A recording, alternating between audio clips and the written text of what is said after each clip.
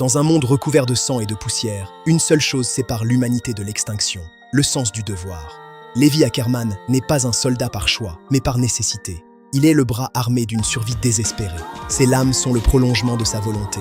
Pour Levi, la force n'est pas une gloire, c'est un outil de nettoyage. Chaque titan abattu est une tache de plus sur un uniforme qu'il s'efforce de garder immaculé, malgré l'horreur ambiante. Son regard ne cille jamais.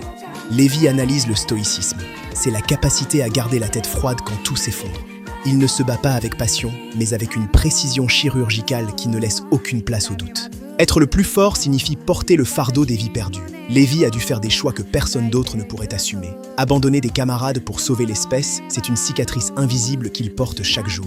Il a du sang sur les mains pour que les autres puissent garder les leurs propres. Sa propreté morale se forge dans la boue des tranchées. Pour lui, la fin justifie les moyens, tant que cela permet d'offrir un futur à ceux qui restent. Il avance là où personne n'ose aller.